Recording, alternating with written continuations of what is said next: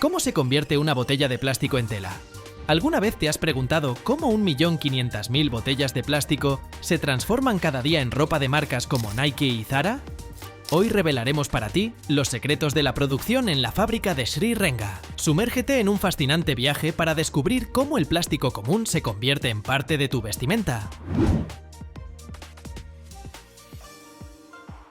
Quiero compartir con ustedes una experiencia increíble cuando visité personalmente la fábrica Sri Renga en India. Imagínate, aquí se reciclan 1.500.000 botellas de plástico cada día, transformándolas en poliéster, que luego se convierte en parte de nuestra ropa. Al poner un pie en esta fábrica, de inmediato sentí la atmósfera de trabajo incansable e innovación que ha hecho posible la transformación de simples botellas de plástico en hilos que constituyen más de la mitad de todas las telas que usamos. Es un espectáculo que deja sin aliento, pero detrás de él se esconden años de arduo trabajo y tecnología de vanguardia. El fundador de la empresa, K. Sankar, dedicó décadas de su vida al desarrollo de una tecnología de reciclaje que pudiera cambiar el mundo. Su pasión por la ecología y su deseo de contribuir a su preservación se materializaron en Sri Renga. Hoy, su legado lo continúa su hijo Senthil, quien dejó su carrera en el sector de tecnologías de la información para ayudar a su padre en este importante negocio. Este cambio de una carrera a otra recuerda al propio proceso de reciclaje, la transformación de algo en algo completamente nuevo y útil. Ahora vamos a adentrarnos en el corazón de este proceso. ¿Cómo se convierte una botella de plástico en tela? Todo comienza con la selección de la materia prima. Mensualmente, Sri Renga adquiere alrededor de 900 toneladas de residuos plásticos, principalmente de PET, el tipo de plástico más común. Esta enorme cantidad llega a la fábrica, donde comienza un trabajo minucioso.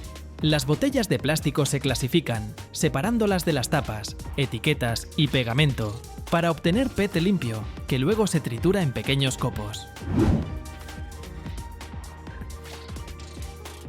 Y aquí es donde comienza la verdadera magia. Los copos pasan por un proceso de múltiples lavados y secados para eliminar todas las impurezas restantes. Imagina cómo los copos de plástico se funden bajo el efecto de altas temperaturas, como la nieve bajo el sol, transformándose en hilos listos para convertirse en parte de futuras prendas. En el proceso de teñido, que utiliza la tecnología de teñido en masa, no se desperdicia ni una gota de agua, lo que es otro testimonio del enfoque innovador de la empresa hacia el reciclaje. Cada día, la fábrica produce alrededor de 25 toneladas de fibras de poliéster, y este proceso no se detiene ni un minuto. Imagina que las máquinas trabajan las 24 horas del día, ya que cada minuto de inactividad resulta demasiado costoso. El proceso de reciclaje aquí está organizado de tal manera que minimiza los residuos. El agua utilizada para el lavado se reutiliza y cualquier residuo de plástico que no pueda ser reciclado en el lugar se envía a otras fábricas. Cuando las fibras finalmente están listas, se envían a las fábricas para un procesamiento adicional. Aquí mismo, bajo un mismo techo, se hilan en hilos y se tejen en telas. Es una producción de ciclo completo única, donde desde la botella hasta el producto final todo ocurre en un solo lugar. Sin embargo, es importante recordar que la ropa hecha de poliéster reciclado no es tan simple como parece. Las fibras sintéticas, como el poliéster, pueden liberar microplásticos en cuerpos de agua durante el lavado. Estas micropartículas luego terminan en los océanos, contaminando el ecosistema. Además, si dicha ropa termina en un vertedero, podría tardar décadas en descomponerse. La pregunta que debemos hacernos es: ¿alguna vez has pensado que al ponerte tu camiseta favorita, podrías estar influyendo en el medio ambiente sin darte cuenta? A pesar de esto, en Sri Renga están convencidos de que están en el camino correcto. La familia planea triplicar la producción para el año 2026 y está promoviendo activamente la marca Ecoline, que se especializa en ropa hecha de poliéster 100% reciclado. Esta marca ya ha ganado reconocimiento. En el año 2023, el mismo primer ministro de India, Narendra Modi, vistió un chaleco fabricado en su fábrica, lo que fue un gran logro para la empresa. Sri Renga no se detiene aquí. Entienden que un futuro sostenible no es solo una tendencia de moda, sino una dirección vital para nuestro planeta. Y aunque queda mucho trabajo por hacer, están dispuestos a hacer todo lo posible para que el reciclaje sea más eficiente y la moda más sostenible. Porque cada botella de plástico salvada de un vertedero es un paso más hacia un futuro limpio. Después de que las fibras de poliéster reciclado están listas, se envían a diversas fábricas para su procesamiento adicional. Estas fibras se convierten en hilo, que luego se utiliza para la producción de telas. Pero este es solo el comienzo de su recorrido. Las telas terminadas de poliéster reciclado se envían a fábricas de confección, donde se fabrican prendas para marcas globales como Patagonia, Adidas y Nike. Estas empresas apoyan activamente el uso de materiales reciclados en sus productos, contribuyendo al desarrollo de una moda sostenible. Es interesante destacar que Adidas ya se ha propuesto la meta de utilizar únicamente poliéster reciclado en sus productos para el año 2024. Ellos buscan reducir su huella ecológica e invitan a otros fabricantes a seguir su ejemplo. Por su parte, Patagonia es conocida desde hace tiempo por sus esfuerzos en la producción sostenible y el reciclaje. Esta marca utiliza activamente poliéster obtenido de botellas de plástico recicladas y continúa buscando nuevas maneras de reducir su impacto en el medio ambiente. Las telas fabricadas en la fábrica Sri Renga se convierten en parte de productos que se distribuyen en tiendas de todo el mundo. Es notable que su marca Ecoline se está volviendo cada vez más popular entre los consumidores que son conscientes de la importancia de una producción ecológicamente responsable. Gracias al apoyo de marcas como Adidas y Patagonia, el poliéster reciclado está poco a poco convirtiéndose en la norma en la industria de la moda. Pero esto es solo el comienzo. Las empresas siguen trabajando en mejorar las tecnologías de reciclaje y en reducir el daño al medio ambiente. Porque cada botella reciclada no solo es una contribución a la moda, sino también un paso hacia salvar nuestro planeta de una catástrofe ecológica. También es importante mencionar que Zara y H&M están utilizando activamente poliéster reciclado en sus colecciones. Zara se ha propuesto la meta de usar únicamente materiales reciclados o cultivados de manera sostenible, incluyendo poliéster de botellas de plástico, para el año 2025. H&M, por su parte, dentro de su iniciativa H&M Conscious, ya está implementando poliéster reciclado en sus productos, con el objetivo de hacer la moda más sostenible y ecológica. Esta tendencia demuestra que el reciclaje de botellas de plástico en poliéster se está convirtiendo en la norma para las principales marcas globales.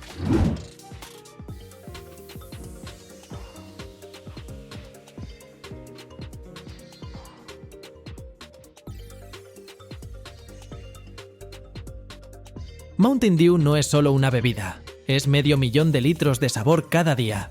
¿Cómo se transforma el agua común en una leyenda que conquista a millones?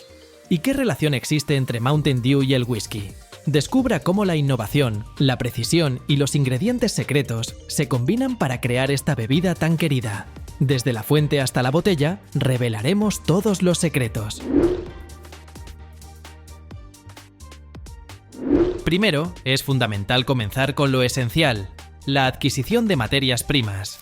La producción de Mountain Dew puede alcanzar volúmenes de hasta 500.000 litros de bebida al día. Para ello, se requieren los siguientes ingredientes: agua, edulcorantes, el concentrado de Mountain Dew y dióxido de carbono. PepsiCo colabora con proveedores confiables que cumplen con estrictos estándares de calidad en las materias primas. El agua se obtiene de fuentes locales. Los edulcorantes, que suelen ser jarabe de maíz, son suministrados por grandes empresas químicas en volúmenes de hasta 10 toneladas por pedido. El dióxido de carbono se adquiere en estado líquido y se transporta en recipientes criogénicos.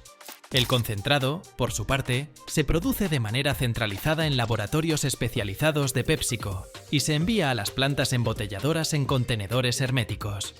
Este concentrado contiene aromatizantes, cafeína, ácido cítrico y colorantes, los cuales son responsables del sabor distintivo que todos conocemos y disfrutamos. Para el transporte de grandes volúmenes de materias primas, se utilizan sistemas automatizados de planificación de rutas.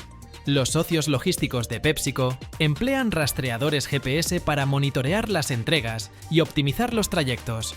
Cada vehículo está equipado con sensores de temperatura para garantizar la conservación de la calidad de la carga. Los datos se transmiten en tiempo real a un sistema centralizado de gestión que coordina el movimiento del transporte.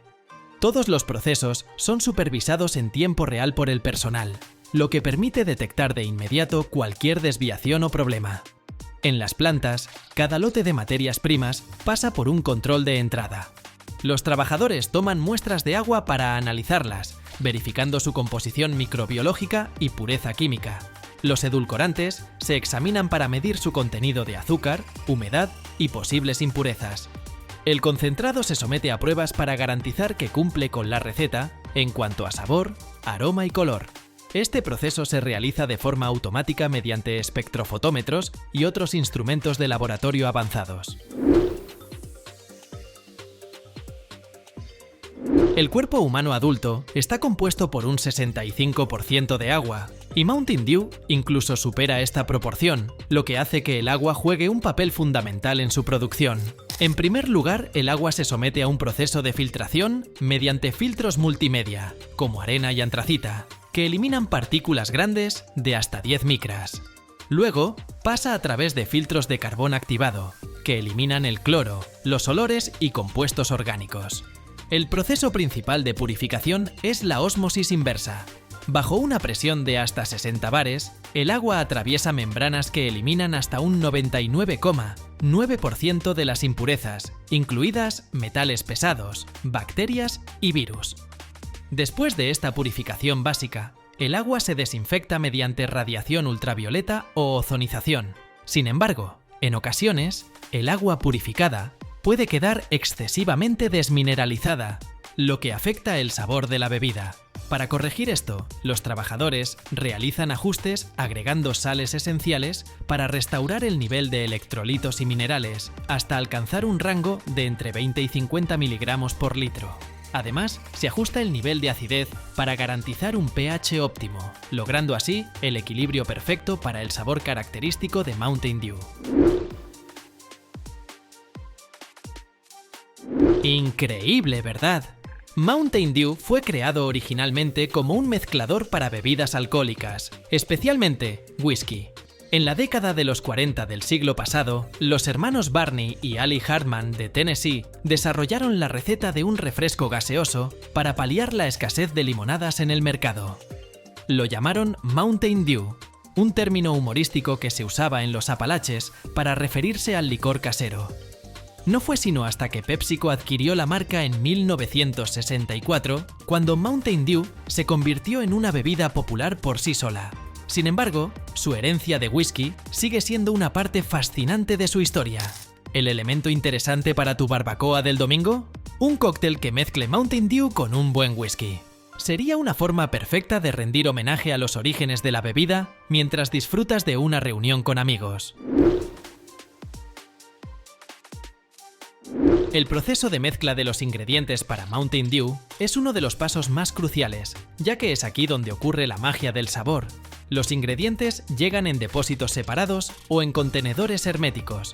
Los componentes líquidos, como el agua, el jarabe y el concentrado, se conducen a través de tuberías automatizadas, equipadas con bombas de presión variable. Cada lote se pesa con precisión utilizando sistemas de controladores lógicos programables, lo que minimiza el riesgo de errores en la dosificación. Los depósitos están equipados con agitadores internos o mezcladores de hélice, que garantizan una mezcla uniforme de todos los componentes. La temperatura se mantiene constante entre 20 y 25 grados Celsius, lo que asegura la estabilidad de los ingredientes y preserva la calidad del sabor característico de Mountain Dew. Y este es un momento que recuerda a una escena de película, donde se prepara una poción milagrosa. ¿Lo ve? Primero, se introducen los componentes básicos. Agua purificada llena el depósito en aproximadamente un 85 o 90%. Simultáneamente, se añade jarabe de maíz, cuya concentración en la mezcla final se controla automáticamente mediante refractómetros. El concentrado de Mountain Dew se dosifica con dispensadores especiales y el ácido cítrico se incorpora en forma de solución para garantizar una distribución uniforme. Todos los procesos son supervisados por sistemas SCADA, siglas en inglés de Supervisory Control and Data Acquisition, que controlan bombas, agitadores y temperaturas. Además, sensores especiales de potencial de oxidación-reducción ayudan a mantener el equilibrio químico adecuado de la bebida. El líquido terminado pasa por filtros de microfiltración, eliminando micropartículas que podrían haberse introducido durante la mezcla. La filtración se realiza de manera automática, y los datos sobre la calidad de la mezcla, como la transparencia y la ausencia de impurezas, se registran en el sistema. El objetivo principal de la pasteurización es eliminar los microorganismos que podrían estropear la bebida o hacerla peligrosa para los consumidores. ¿Sabe cómo a veces se dice que los jugos caseros no duran mucho? Eso se debe a que no han sido pasteurizados. Por esta razón, para la pasteurización de Mountain Dew se emplea un algoritmo eficiente que garantiza el tiempo de vida útil deseado, preservando todas sus cualidades. La bebida se calienta en instalaciones especiales llamadas intercambiadores de calor de placas. Son algo así como un gran sándwich de finas placas metálicas. Por un lado, entre las placas circula un líquido caliente y por el otro, Mountain Dew. Gracias a esta estructura, la bebida se calienta muy rápidamente, en cuestión de segundos, pero sin entrar en contacto con el medio de calentamiento. Los parámetros de calentamiento son extremadamente precisos. La temperatura se eleva a entre 85 y 90 grados centígrados y este proceso dura solo de 15 a 30 segundos. Luego, la bebida se enfría de inmediato a 4 grados centígrados. ¿Por qué tan rápido? Para destruir las bacterias sin alterar el sabor ni el aroma. Mountain Dew debe conservarse tal y como lo disfrutan millones de personas. Al finalizar la pasteurización, Mountain Dew se almacena en tanques herméticos de acero inoxidable. Desde allí, la bebida se dirige a las líneas de envasado a través de tuberías estériles. Mountain Dew se envasa en diferentes tipos de empaques: botellas de tereftalato de polietileno, latas de aluminio y botellas de vidrio. Las líneas de envasado están configuradas para cambiar rápidamente entre los distintos tipos de envases, lo que hace que el proceso sea muy flexible. La parte principal del proceso es el llenado automático. Las líneas están equipadas con modernos llenadores isobáricos que operan bajo el principio de compensación de presión, lo que permite evitar la formación excesiva de espuma en la bebida carbonatada. Antes del llenado, las botellas, latas o envases de vidrio se someten a un proceso automático de desinfección. Para ello, se emplean lámparas de luz ultravioleta o vapor caliente, garantizando la eliminación de los microorganismos.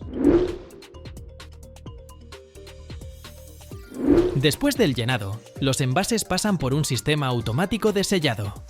Las botellas de tereftalato de polietileno se cierran con tapas de plástico. Las latas de aluminio se sellan con discos de aluminio especiales y las botellas de vidrio se tapan con tapas metálicas de tipo twist-off. La presión y la correcta hermeticidad se verifican automáticamente y cualquier producto con problemas se retira de la línea. Las botellas de tereftalato de polietileno reciben etiquetas mediante máquinas automáticas de envoltura. En cambio, para las latas y botellas de vidrio, se utiliza impresión directa con tintas basadas en tecnología ultravioleta. Inspección visual. Cámaras de alta resolución escanean cada unidad de producto para detectar defectos en los envases, niveles incorrectos de llenado o etiquetas ausentes o dañadas. Las botellas y latas llenas se agrupan en embalajes de transporte. Los sistemas robotizados forman grupos de 6, 12 o 24 unidades. Luego, las máquinas de embalaje calientan una película que envuelve firmemente el grupo de botellas, empaquetándolas juntas. Los cajones terminados se colocan automáticamente sobre palés mediante robots paletizadores. Finalmente, los trabajadores del almacén envuelven los palés con película stretch para su transporte.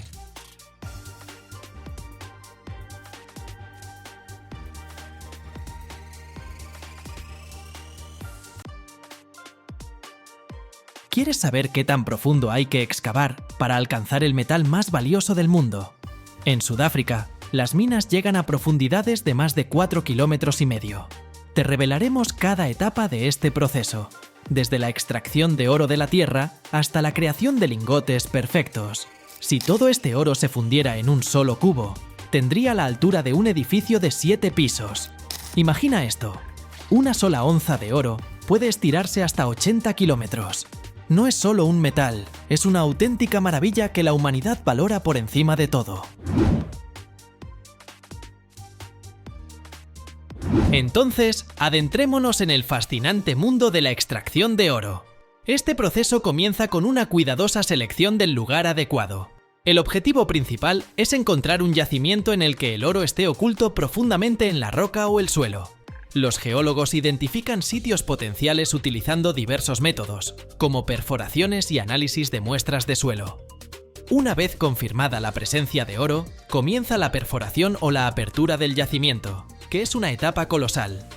Si el yacimiento está cerca de la superficie, se emplea el método de extracción a cielo abierto. Grandes excavadoras y bulldozers retiran capas de roca para abrir acceso a las capas que contienen oro. Cuando el oro se encuentra a mayor profundidad, se requieren minas que funcionan como laberintos subterráneos que nos llevan poco a poco hasta los depósitos. Algunas minas de oro alcanzan profundidades de más de 4 kilómetros. La mina más profunda del mundo, en Ponen, en Sudáfrica, llega aproximadamente a 4,5 kilómetros. ¿Sabías cómo surgió este metal precioso? Casi todo el oro en la Tierra se formó hace miles de millones de años, como resultado de la colisión de estrellas de neutrones. Este proceso generó una enorme cantidad de metales pesados, incluido el oro, que luego se dispersaron por el cosmos. La maleabilidad del oro es incomparable. Una sola onza, que equivale a menos de 30 gramos de metal, puede estirarse hasta formar un hilo de 80 kilómetros de largo, con un grosor de 1/10 parte del de un cabello humano. En bordados y tejidos, incluso se utiliza hilo de oro puro. Después, el mineral extraído se carga en poderosas cintas transportadoras y se lleva a enormes trituradoras. Allí, la roca se pulveriza en pequeñas fracciones para facilitar su procesamiento posterior. El objetivo final es obtener un mineral fino, listo para el proceso de extracción del oro. La separación del oro del mineral es la fase más fascinante y tecnológicamente avanzada. El mineral triturado se mezcla con reactivos químicos, como cianuro o mercurio, que tienen la capacidad de atraer las partículas de oro. Luego, el mineral pasa por tanques especiales, donde las partículas de oro se separan gradualmente de otros materiales. El mineral finamente molido se mezcla con agua y reactivos químicos que producen espuma. Las partículas de oro se adhieren a esta espuma y flotan hacia la superficie, mientras que las impurezas quedan en el fondo. La espuma se recoge y así obtenemos el concentrado de oro. Si la concentración de oro en el mineral es alta, se utiliza el método de amalgamación, añadiendo mercurio para capturar las partículas de oro. Sin embargo, el método de cianuración es más común. Tras la flotación, el mineral se sumerge en tanques con una solución de cianuro que tiene la propiedad de disolver el oro. Así, obtenemos una solución en la que el oro está libre de impurezas. Ese polvo dorado, que vale fortunas, parece deslizarse entre los dedos. No quiero ni imaginar cuántas personas, cautivadas por esta visión, han cometido actos vergonzosos. ¡Qué suerte la mía! Pues no soy uno de ellos. Simplemente tengo alergia a las joyas de oro, no principios elevados como podrías suponer. Sin duda, a lo largo de todo el trayecto del oro, muchos hombres fornidos y armados se aseguran de protegerlo. Después, la solución enriquecida con oro pasa por varios pasos de purificación. Uno de los métodos utilizados es la extracción con carbono. El carbón activado atrae y captura las moléculas de oro de la solución. Luego, el carbón saturado de oro se calienta y se mezcla con distintos reactivos para precipitar el oro puro. Una vez precipitado, el oro se seca y se lleva al horno de fundición. Allí se calienta a temperaturas extremadamente altas, hasta que se convierte en metal líquido. Es un espectáculo realmente fascinante. Esa lava de oro fundido se vierte cuidadosamente en moldes específicos, donde se solidifica en lingotes u otras formas prácticas para su transporte. Para fundir el oro, que es blando por naturaleza, debe calentarse a una temperatura de 1065 grados Celsius. Curiosamente, muchos metales más duros requieren temperaturas de fusión más bajas. La mayoría de las minas de oro operan por más de 20 años, y algunas incluso por más tiempo debido a los altos costos del equipo y las tecnologías necesarias. Estas explotaciones abarcan extensas áreas. Por ejemplo, en Indonesia, una zona de extracción se extiende a lo largo de aproximadamente 2 kilómetros y su profundidad alcanza varios cientos de metros. Una vez que los lingotes de oro adquieren su forma, se enfrían. Este proceso suele realizarse en tanques de agua fría, donde el oro se sumerge para reducir rápidamente la temperatura y asegurar una solidificación uniforme del metal. Este enfriamiento brusco ayuda a prevenir deformaciones y grietas en la superficie. El marcado de los lingotes se realiza mediante estampado o grabado láser. En las grandes fábricas, esto se hace con máquinas especializadas que automáticamente aplican el sello con el peso, la pureza del oro y a menudo un número de serie para su rastreo. En talleres más pequeños, el marcado puede ser manual, pero incluso entonces se emplean prensas hidráulicas o martillos especiales para garantizar precisión. El grabado láser, común en las plantas industriales, ofrece un marcaje preciso y duradero. Y así, tenemos el producto final, el lingote de oro. Este se envuelve cuidadosamente y se almacena en bóvedas especiales o se envía directamente a los clientes. Es un paso final y crucial, ya que el transporte de oro requiere un estricto control de seguridad. La minería industrial del oro implica grandes inversiones, un proceso exhaustivo de exploración y desarrollo del yacimiento, y un promedio de entre 10 y 20 años para que una mina esté lista para la producción. Incluso en la fase de exploración, la probabilidad de que un hallazgo se convierta en una mina explotable es baja. Solo alrededor del 10% de los yacimientos de oro en el mundo contienen suficiente metal para justificar su extracción. Además, muchos proyectos de extracción de oro se planean en áreas remotas, donde es necesario desarrollar infraestructura, carreteras, electricidad, agua, lo que genera costos adicionales para la construcción de las minas. El oro para los lingotes de inversión y el oro para la joyería tienen diferentes niveles de pureza. El oro de los lingotes de inversión debe ser lo más puro posible, alcanzando el 99.99%, mientras que el oro para joyería suele mezclarse con otros metales para hacerlo más resistente. Aparte de la joyería, el oro se usa ampliamente en electrónica, debido a su alta conductividad eléctrica y sus propiedades anticorrosivas. Y sin duda, el oro también se usa en la gastronomía, lo cual considero el uso más absurdo de este metal. Imagínate, si reuniéramos todo el oro del mundo en un cubo, cada lado mediría solo 21 metros. Y mientras tanto, la gente gasta sumas exorbitantes para comer algo sin sabor ni valor nutritivo. En verdad, parece que no importa cuán hermoso o raro sea un material. El ser humano siempre encuentra la forma de devorarlo. Por cierto, en Dubái existen cajeros automáticos que dispensan lingotes de oro. Es probablemente el único país en el que pagar con piezas de oro sigue siendo algo común. Bueno, tal vez también la compañía Lego, que daba a sus empleados un lingote de oro por 25 años de servicio. El propio cajero está recubierto con un baño de 24 quilates y permite retirar lingotes de 1, 5 y 10 gramos. Su sistema informático integrado rastrea los precios del oro cada 10 minutos y los actualiza. Cuesta creer que, en otra época, el metal más preciado era el aluminio, y que la gente de menos recursos comía con cucharas y platos de oro, porque en ese entonces el oro era considerado el metal más barato. ¿Sabe qué pensé? Si tiene utensilios de aluminio, mejor no los tire por ahora. Tal vez todo se revierta en 180 grados. ¿Recuerda que le mencioné que las reservas de oro están disminuyendo y que las pocas que quedan son difíciles de extraer? Pues bien, en unos 20 millones de años, el asteroide Eros caerá sobre el Sol. Y en él hay más oro del que hay en todo nuestro planeta.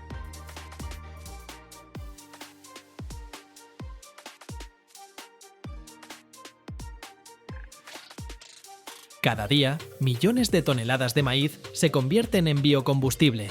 Y esto no se trata del futuro lejano, sino de una realidad actual. Variedades híbridas especiales, camiones que transportan sin parar la materia prima a las fábricas y enormes columnas de destilación donde el almidón de maíz se transforma en etanol. No es solo tecnología, es la evolución del combustible. Bajo el capó de esta industria se esconde una revolución que está cambiando las reglas del juego en el mercado energético. Para la producción de biocombustible, generalmente se utiliza un tipo especial de maíz, conocido como maíz para grano o maíz para forraje. Este tipo de maíz no es tan importante para el consumo humano, pero es muy eficaz en la producción de etanol, un biocombustible que se añade a la gasolina. Principalmente se emplea maíz amarillo, que tiene un alto contenido de almidón. El almidón es fundamental porque es lo que se transforma en azúcares y luego en etanol durante el proceso de fermentación. También se utilizan variedades híbridas de maíz que tienen un alto rendimiento y están bien adaptadas a las condiciones locales, lo que las hace económicamente viables para su cultivo. Es decir, la cantidad de palomitas no se ve afectada, si entiendes a lo que me refiero. El maíz se cosecha con cosechadoras que separan los granos de los tallos y las hojas. Este proceso es mecanizado y rápido, lo que permite trabajar grandes extensiones de campos. El maíz recolectado a menudo se seca para reducir la humedad del grano. Esto previene que se eche a perder durante el almacenamiento y el transporte. Después de secarlo, el maíz se almacena en grandes silos o depósitos de grano, donde espera a ser transportado a la planta de producción de biocombustible. Los granos de maíz se transportan a las plantas de biocombustible utilizando camiones, trenes o barcazas, si la fábrica se encuentra cerca de una vía fluvial. Los camiones son el medio de transporte más común debido a su flexibilidad y capacidad para entregar el grano directamente a la línea de producción. La logística juega un papel crucial en este proceso. Las empresas productoras de combustible suelen tener rutas y horarios de suministro bien definidos para garantizar un flujo constante de materia prima hacia la planta. Las grandes fábricas de biocombustible a menudo firman contratos a largo plazo con agricultores o cooperativas. En estos acuerdos, los agricultores se comprometen a cultivar una cantidad determinada de maíz a un precio previamente acordado. Algunas fábricas adquieren maíz en las bolsas de granos o a través de intermediarios que se dedican a la distribución mayorista de productos agrícolas. En ciertos casos, los propios agricultores suministran el maíz a centros de acopio locales o a silos, desde donde se envía posteriormente a la planta. Cuando el maíz llega a la planta de producción de biocombustible, pasa por varios pasos clave que lo transforman en etanol, un biocombustible líquido. Explicaré estos procesos de manera sencilla. Entonces, los granos de maíz son transportados en camiones u otros vehículos y se descargan en silos o tolvas de recepción especiales. Desde estos depósitos, el grano se va suministrando de manera gradual a las cintas transportadoras, que llevan el maíz hasta los molinos. Una gran cinta transportadora asegura un flujo continuo de maíz hacia los molinos, lo que evita interrupciones en el proceso. Para triturar el maíz, generalmente se usan molinos de martillos o de rodillos. En el molino de martillos hay un tambor giratorio con numerosos martillos, que son placas o cuchillas que giran a gran velocidad. Cuando el maíz entra en este molino, los martillos golpean los granos con mucha fuerza, rompiéndolos en pequeñas partículas. En el molino de rodillos, el grano pasa entre un par de rodillos metálicos pesados que giran en direcciones opuestas. Estos rodillos comprimen y aplastan los granos, convirtiéndolos en partículas más finas. Una vez que el maíz ha sido triturado, se pasa a través de tamices o rejillas para separar las partículas que aún son demasiado grandes. Los trozos más grandes se devuelven al molino para ser triturados nuevamente. Este paso es esencial para obtener un tamaño de partícula uniforme, lo que garantiza una conversión eficiente del almidón en azúcar en las siguientes etapas. El maíz, finamente triturado, se recoge en contenedores o tolvas especiales, desde donde se transportará al siguiente paso, la mezcla con agua y el calentamiento. Para mover el maíz molido, se utilizan sistemas neumáticos o transportadores de tornillo, mecanismos en espiral, que lo llevan al siguiente taller de procesamiento. ¡Qué tecnología tan fascinante! Y pensar que cuando fuimos a la granja en la escuela secundaria durante unos días, nos dieron mazorcas de maíz que teníamos que frotar entre sí para que los granos se desprendieran. ¿Te parece un mal recuerdo? No del todo, porque luego la encantadora Chris me untó las manos adoloridas con su crema y me sonrió dulcemente. Al año siguiente la invité al baile de graduación. El maíz triturado se suministra desde los silos o contenedores a un mezclador especial, que es un enorme tanque donde ocurre el proceso de mezcla con agua, similar a cómo se prepara la masa del maíz triturado, y el agua se forma una papilla espesa. A propósito, ¿a alguien le gusta la papilla de maíz? Escriban en los comentarios. En el proceso automatizado, el maíz se transporta mediante una cinta o a través de transportadores de tornillos sin fin, y el agua se suministra a través de tuberías. En el mezclador hay grandes palas o agitadores que giran, mezclando el maíz con el agua hasta obtener una consistencia homogénea. Esto parece un gigantesco batidor que se mueve constantemente para que la mezcla de maíz no se asiente en el fondo. El proceso de mezcla asegura que el agua y el maíz se distribuyan uniformemente, de manera que luego todas las partículas se disuelvan bien y estén listas para ser transformadas en azúcar. Luego se añaden enzimas a esta papilla formada, que ayudan a descomponer el almidón del maíz en azúcares simples. Las enzimas se agregan al mezclador a través de dosificadores especiales que miden con precisión la cantidad necesaria para obtener el mejor resultado. Una vez que la mezcla de maíz triturado, agua y enzimas está lista, se empieza a calentar a una temperatura específica. Esto se realiza en tanques de calentamiento especiales o intercambiadores de calor. El calentamiento se lleva a cabo de forma gradual para no destruir la estructura de la mezcla. Generalmente se usa vapor, que se suministra a través de un sistema de tuberías que atraviesan el tanque.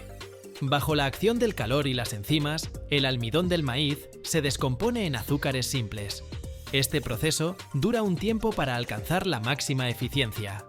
Estos azúcares son necesarios para la siguiente etapa de fermentación, cuando se transformarán en etanol. Existen sensores especiales que constantemente miden la temperatura y la densidad de la mezcla, y además regulan el suministro de enzimas y vapor. Los operadores controlan el proceso mediante computadoras, pero son las máquinas las que realizan toda la mezcla, el calentamiento y la adición de las enzimas. Sin duda, es un proceso complicado, se los digo. No es de extrañar que los biocombustibles aún no se hayan extendido tanto como los combustibles convencionales. Después de la fermentación, el líquido que contiene etanol y agua, además de otras sustancias secundarias, se dirige a un aparato de destilación especializado. Este es un gran tanque vertical o columna, también conocida como columna de destilación. El líquido se transporta mediante bombas, a través de tuberías que lo conducen directamente a la columna de destilación. Dentro de la columna, la mezcla comienza a calentarse. El calentamiento se realiza con vapor que se introduce en la parte inferior de la columna.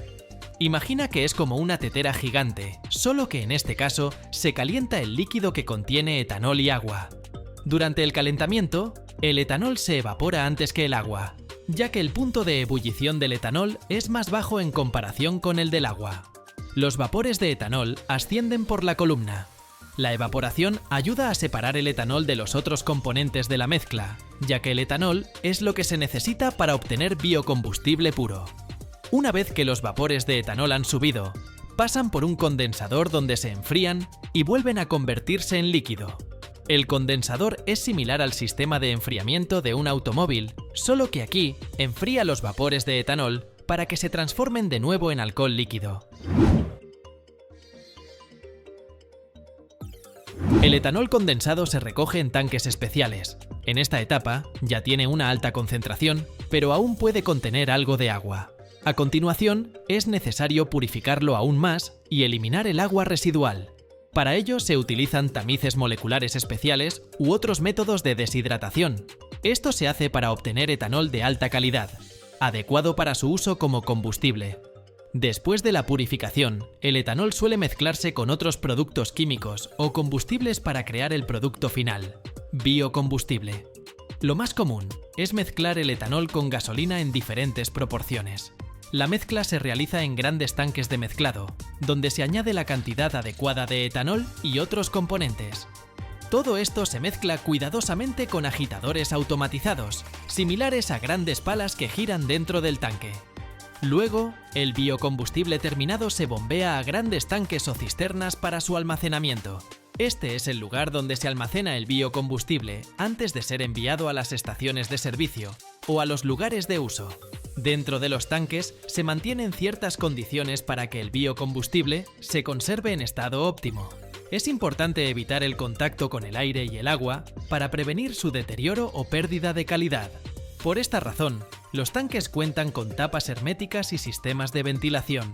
Válvulas especiales controlan la presión y evitan la formación de vapores, lo que podría ser peligroso. Todo este proceso se gestiona automáticamente para prevenir accidentes. Los tanques están equipados con sensores que monitorean constantemente la temperatura, la presión y otros indicadores. Esto permite detectar rápidamente cualquier problema y evitar la pérdida de calidad del combustible. Cuando el biocombustible está listo para su envío, se transfiere a camiones cisterna especiales o vagones ferroviarios diseñados para el transporte de productos líquidos. Las cisternas y los vagones se cierran herméticamente para evitar pérdidas o derrames de combustible durante el transporte. Dado que se trata de líquidos inflamables, los vehículos también están equipados con medidas de seguridad que controlan la presión y previenen la formación de vapores peligrosos.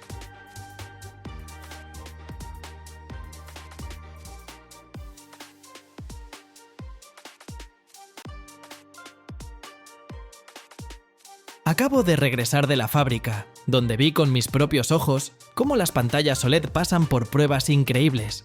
No creerías los tests de resistencia que soportan. Unos mecanismos especiales golpean las pantallas en diferentes puntos y siguen funcionando sin ningún daño. Observé cómo las pantallas caían desde distintas alturas sobre concreto y madera. Fue fascinante. Además, las someten a una presión extrema para verificar su resistencia a las cargas mecánicas. Esta es mi parte favorita del proceso de fabricación. Pero, ¿cómo se fabrican estas pantallas tan delgadas, flexibles y de alta tecnología? Te contaré todas las etapas de su producción. Lo primero que quiero mencionar es que las pantallas de nuestros teléfonos móviles están hechas de un sustrato pulido de fibra de vidrio. Por lo tanto, el proceso de fabricación comienza con la preparación del sustrato. Este es un paso crítico en la producción de pantallas OLED, ya que la calidad del sustrato influye directamente en el rendimiento y la durabilidad del producto final. Generalmente, se utilizan dos tipos principales de materiales para los sustratos de las pantallas OLED. El primero es el vidrio, una opción tradicional que ofrece una excelente transparencia y rigidez mecánica. Los sustratos de vidrio se emplean con frecuencia en televisores y monitores. El segundo tipo de sustrato es el plástico. Los sustratos plásticos flexibles permiten la creación de pantallas delgadas y ligeras, ideales para dispositivos móviles y nuevos formatos. Antes de comenzar la fabricación, el sustrato debe pasar por un proceso de limpieza en varias etapas. Limpieza ultrasónica y química. La limpieza ultrasónica utiliza baños ultrasónicos con soluciones especiales, a menudo a base de alcohol o agua con detergentes, que eliminan el polvo, la suciedad y las impurezas orgánicas de la superficie. En algunos casos, se utilizan sustancias químicas, como ácidos para eliminar óxidos y otros contaminantes, lo que es especialmente importante para los sustratos de vidrio. Después de la limpieza, los sustratos se secan en condiciones controladas de temperatura y humedad para evitar una nueva contaminación, y entonces comienza la formación de la superficie. Para mejorar la adhesión de las capas siguientes, es fundamental que la superficie del sustrato sea perfecta, por lo que se somete a un proceso de pulido. Si el sustrato está hecho de vidrio, su superficie puede ser pulida hasta obtener un brillo de espejo, lo que reduce las pérdidas de luz y mejora la reflectividad. En algunos casos, se aplica un recubrimiento antirreflejante a la superficie, lo que mejora la visibilidad bajo una iluminación intensa. Antes de pasar a la siguiente etapa, se inspeccionan los sustratos en busca de defectos visibles. Se mide su grosor utilizando micrómetros o sistemas láser, y se evalúa la presencia de residuos que podrían afectar la calidad de las capas siguientes. El proceso de pulido comienza con la aplicación de una solución especial sobre el sustrato comprimido. Una herramienta de pulido en el mecanismo gira e interactúa con la superficie de la pantalla, eliminando las asperezas y microimperfecciones. Después, se utiliza un láser sobre la superficie del sustrato para garantizar una suavidad perfecta. Luego, mediante sensores, los trabajadores miden la lisura de la superficie. Una vez que se completan todas las etapas de preparación, el sustrato está listo para la aplicación de los electrodos. Para ello, se pueden aplicar recubrimientos especiales al sustrato que mejoran su conductividad eléctrica. La aplicación de los electrodos es un paso crucial en la producción de pantallas OLED, ya que la calidad de estos electrodos determina la eficiencia y el rendimiento del dispositivo. Este proceso implica el uso de tecnologías avanzadas y materiales específicos para garantizar un contacto eléctrico confiable. En las pantallas OLED se utilizan dos tipos principales de electrodos, el ánodo y el cátodo. Ánodo. Generalmente está hecho de una aleación de óxido de indio y estaño, que ofrece excelente conductividad eléctrica y transparencia. Esto permite que la luz generada por las capas orgánicas pase a través del ánodo sin obstrucciones. Cátodo. Por lo general, está compuesto de metales como el aluminio o la plata.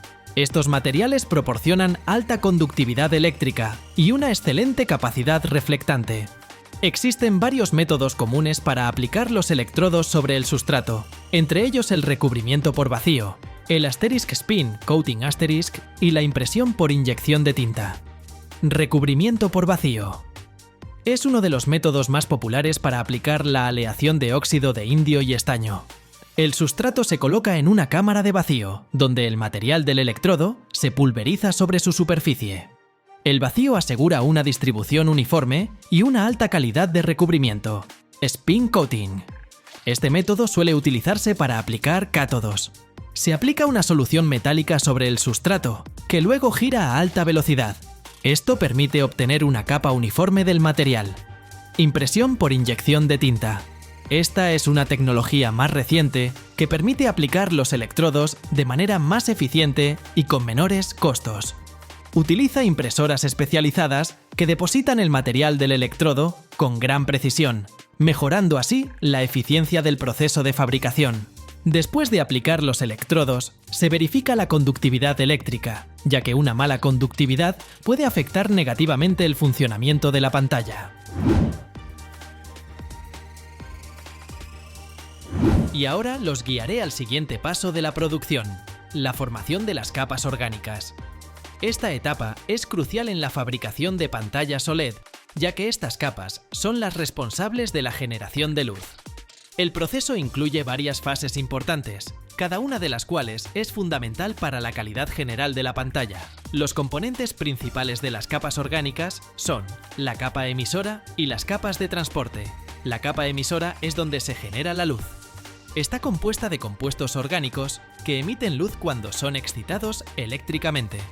Se utilizan distintos materiales para los diferentes colores de luz. Las capas de transporte facilitan el movimiento de electrones y huecos hacia la capa emisora. Estas capas pueden ser positivas o negativas. La elección de los materiales para estas capas es clave para la eficiencia del funcionamiento del OLED. Existen varias tecnologías para aplicar los materiales orgánicos sobre el sustrato preparado. La evaporación al vacío es uno de los métodos más comunes, donde los materiales orgánicos se calientan hasta su evaporación en una cámara de vacío. El vapor se deposita sobre el sustrato, formando una capa delgada. Este método asegura alta pureza y control del grosor de la capa. El recubrimiento por giro se utiliza para aplicar soluciones orgánicas líquidas. La solución se coloca sobre un sustrato giratorio, lo que permite lograr una cobertura uniforme. Este método es adecuado para aplicar capas de transporte. La deposición por ablación láser se emplea para aplicar materiales de forma precisa, permitiendo controlar tanto el grosor como la composición de las capas. Este método es menos común, pero puede ser útil para aplicaciones específicas. Las pantallas OLED suelen tener varias capas orgánicas que trabajan en conjunto. La capa emisora, dos capas de transporte, una para los huecos y otra para los electrones, y en algunos casos, capas intermedias que mejoran el rendimiento. Cada una de estas capas tiene un grosor óptimo que permite alcanzar el máximo brillo y eficiencia energética. Estos parámetros se calculan durante la fase de diseño. Después de la aplicación de los materiales orgánicos, se realiza un tratamiento térmico para eliminar los disolventes residuales y solidificar los materiales orgánicos, mientras se controla el nivel de humedad en el proceso para evitar la degradación de las capas orgánicas. Posteriormente, en la etapa de control de calidad, se llevan a cabo pruebas ópticas para verificar la transparencia y otras características ópticas de las capas, ya que esto afecta la calidad de la imagen. Finalmente, se realizan pruebas eléctricas para evaluar la conductividad eléctrica de los materiales orgánicos, dado que una mala conductividad puede reducir la eficiencia de la pantalla OLED. El uso de métodos modernos de aplicación y control de calidad permite alcanzar altos estándares en esta compleja tecnología, lo que convierte a las pantallas OLED en unas de las más deseadas en el mundo de la electrónica de consumo. Son conocidas por su alto contraste, colores vibrantes con una amplia gama de tonalidades, amplios ángulos de visión y su delgadez y flexibilidad, lo que a su vez abre nuevas posibilidades en el diseño de dispositivos. La fabricación de pantallas OLED es un proceso complejo y multifacético que combina tecnologías innovadoras con un enfoque artístico. Esta tecnología no solo está transformando la industria electrónica, sino que también mejora nuestra vida diaria, brindándonos imágenes brillantes y nítidas. Solo basta con sacar tu teléfono inteligente del bolsillo y tocar el progreso tecnológico.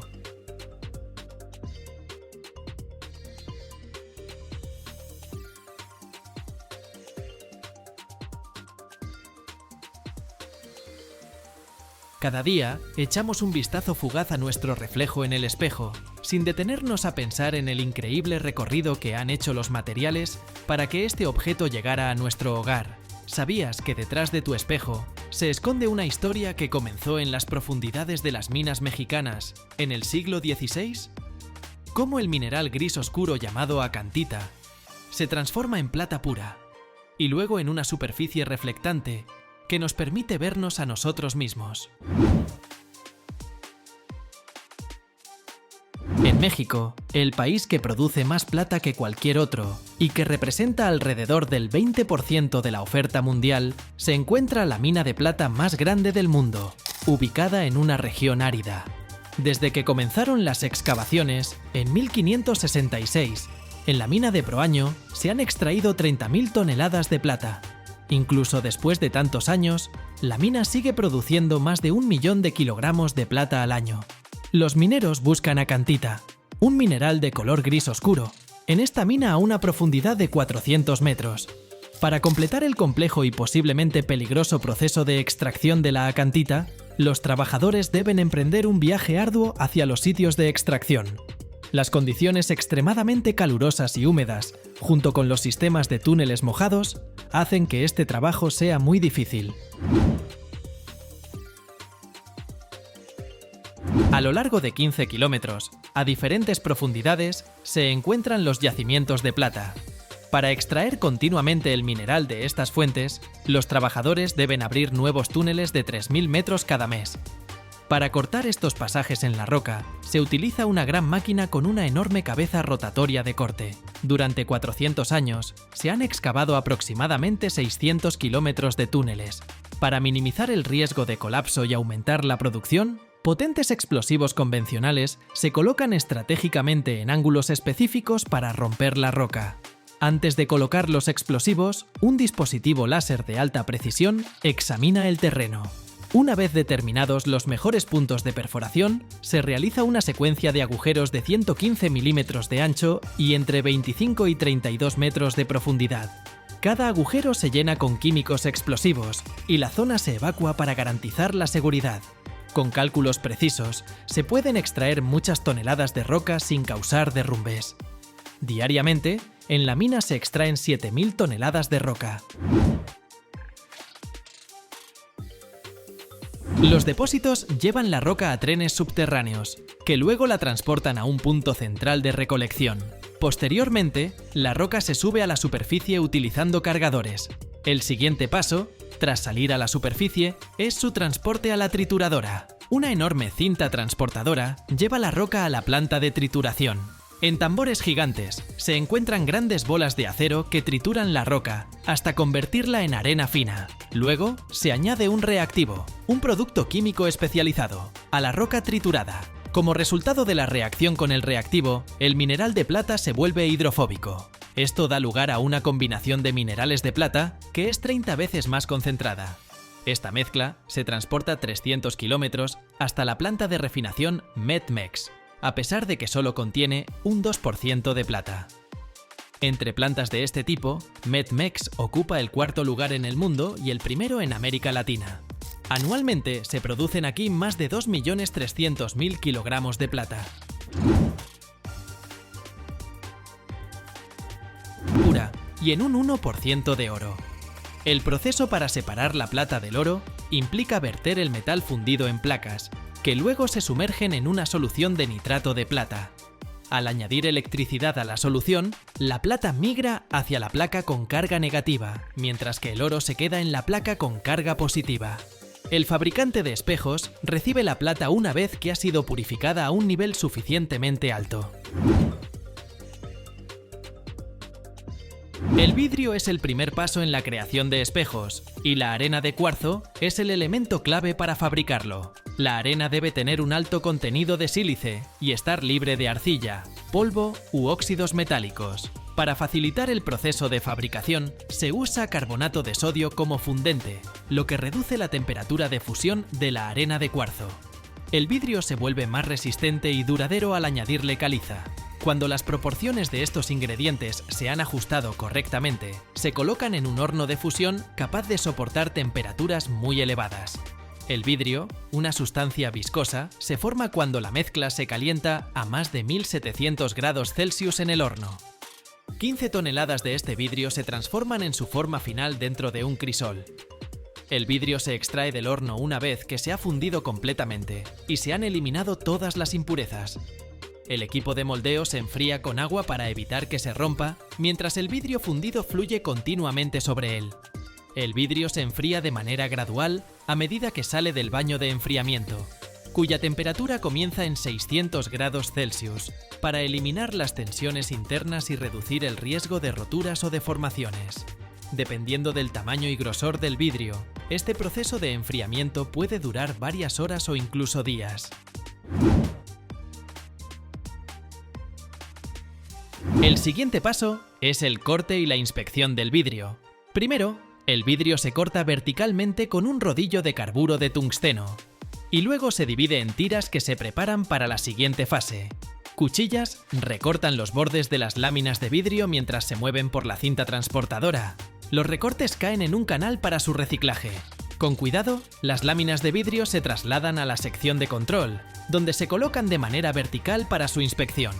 Los inspectores examinan cada hoja minuciosamente bajo lámparas fluorescentes, buscando defectos como burbujas, inclusiones, rayones, manchas, entre otros. En esta etapa se detectan los defectos que afectan la calidad y apariencia del vidrio. El fabricante de espejos recibe el vidrio empaquetado una vez que ha superado la inspección. En la fábrica de espejos se aplica una capa fina y uniforme de plata en un lado de las láminas de vidrio, convirtiéndolas en espejos. Para obtener nitrato de plata, la plata sólida se disuelve primero en ácido nítrico. Tras ser descargadas de los camiones, las láminas de vidrio se someten a una limpieza exhaustiva para eliminar cualquier rastro de polvo, suciedad, aceite u otros contaminantes. Se rocía una fina capa de óxido de cerio, un polvo de minerales de tierras raras y agua sobre el vidrio. Después de esto, los aceites y otros contaminantes se deslizan de la superficie, dejándola brillante. La limpieza de cada panel de esta manera toma aproximadamente 1 minuto. El siguiente paso consiste en utilizar agua desmineralizada caliente a alta presión para enjuagar el vidrio y eliminar cualquier residuo de contaminantes. Para garantizar la seguridad de los metales que se aplicarán posteriormente, se emplea agua desmineralizada. Con el fin de asegurar que la plata se adhiera bien al vidrio, el primer metal que se aplica es estaño líquido. El uso de estaño como base es necesario porque la plata no forma enlaces directos con el vidrio. Cuando la plata líquida entra en contacto con el estaño sólido, se solidifica gracias a un activador químico, que también se incluye en la mezcla. En esta técnica, se aplican aproximadamente 700 miligramos de plata por cada metro cuadrado. Para convertir la plata en una forma metálica, se rocía un químico reductor sobre la superficie. El recubrimiento de plata transforma el vidrio transparente en un espejo una vez que se solidifica y enfría. Los excesos de plata se enjuagan y se eliminan adecuadamente. La cantidad de plata aplicada se controla cuidadosamente para obtener el grosor necesario de la capa reflectante, lo que varía según los requisitos del producto y la capacidad de reflexión deseada. El recubrimiento de plata se protege con dos capas de pintura aplicadas en la parte posterior del espejo. Estas dos capas brindan protección adicional una vez que el recubrimiento de cobre ha evitado el deslustre. Se elimina completamente cualquier residuo de cobre. Luego, el panel se seca en un horno a una temperatura de 71 grados centígrados durante aproximadamente 75 segundos, eliminando toda la humedad restante en la superficie.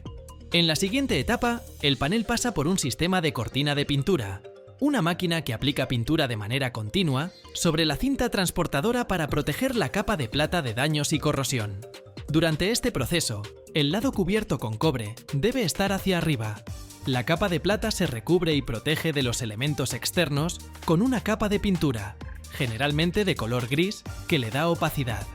Por último, el espejo pintado se hornea a una temperatura de 99 grados centígrados durante exactamente 1 minuto y 45 segundos, tiempo suficiente para que la pintura se seque. El siguiente paso es la aplicación de una segunda capa de pintura, esta vez en un tono diferente. El tiempo de secado de esta capa es el doble que el de la primera, a una temperatura de 118 grados centígrados.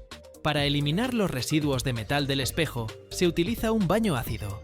Finalmente, el espejo se coloca en posición vertical para que, durante la inspección, se puedan eliminar todos los defectos, incluidos los posibles burbujas. Luego, las placas de espejo se cortan y moldean de acuerdo con las especificaciones, utilizando una máquina de corte controlada por computadora. Para pulir los espejos, se emplea un disco metálico de carburo de alta resistencia. Para crear un espejo esférico, la máquina dibuja cuadrados en la placa utilizando herramientas especiales y, a partir de esos cuadrados, traza los círculos. Los operarios primero separan los cuadrados y luego proceden a recortar los círculos. Los espejos se embalan con extremo cuidado para garantizar su integridad durante el transporte y la manipulación después de que se han completado el corte y el pulido.